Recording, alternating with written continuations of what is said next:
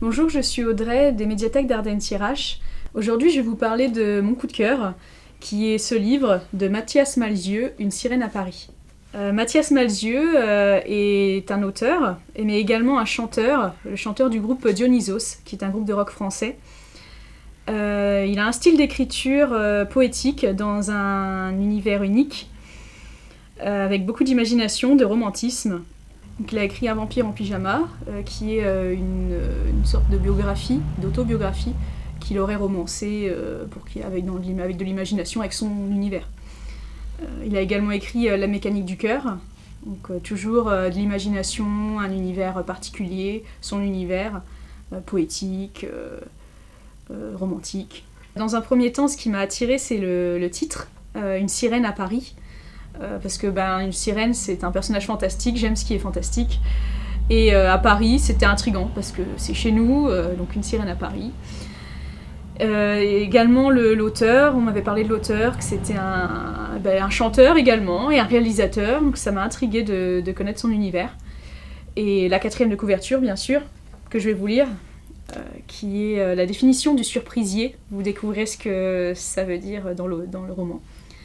Ceux dont l'imagination est si puissante qu'elle peut changer le monde, du moins le leur, ce qui constitue un excellent début. Donc déjà, ça annonce la couleur.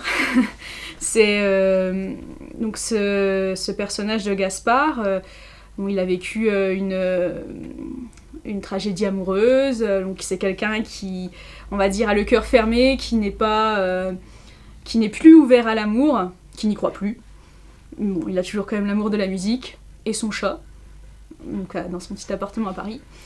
Et un soir, pas fait comme un autre, il va tomber sur une sirène sous un pont. Et donc là, déjà, il est un peu chamboulé, il sait pas comment faire, ça change ses habitudes.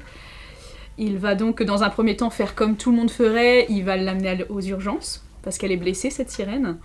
Comme toutes les sirènes, quand elles chantent, ça rend les hommes amoureux et ça les tue. Mais du coup, Gaspard, il en a pas peur parce que pour lui, il a le cœur fermé, il peut plus aimer, donc pour lui, il peut être asymptomatique de cette sirène. Il peut ne pas ressentir ses effets. C'est ce qu'il pense, du moins. Et en fait, donc aux urgences, il se rend compte que ça va être compliqué, qu'ils vont pas pouvoir la prendre en charge, donc il la ramène chez lui. Il va la mettre dans sa baignoire, il va lui mettre la petite sirène en film pour qu'elle soit plus à l'aise, on va dire ça. Un autre personnage qui est important dans l'histoire, c'est Rossi, la voisine de Gaspard, qui est une personne assez innocente, frivole, et qui va bien s'entendre avec la sirène et qui va également créer des péripéties dans ce roman. Je pense que, mon avis, c'est que Gaspard, il se rend vite compte que l'amour, ça ne s'en va pas comme ça. Et là, en plus, il est face à un amour impossible, donc ça, c'est très attirant dans ce roman, ce côté d'amour impossible. Ce qui m'a plu dans ce roman, c'est l'univers fantastique de cette sirène, mais également réaliste. C'est-à-dire, on est vraiment sur une passerelle d'un roman fantastique et en même temps réaliste qui fait face à des choses simples de la vie.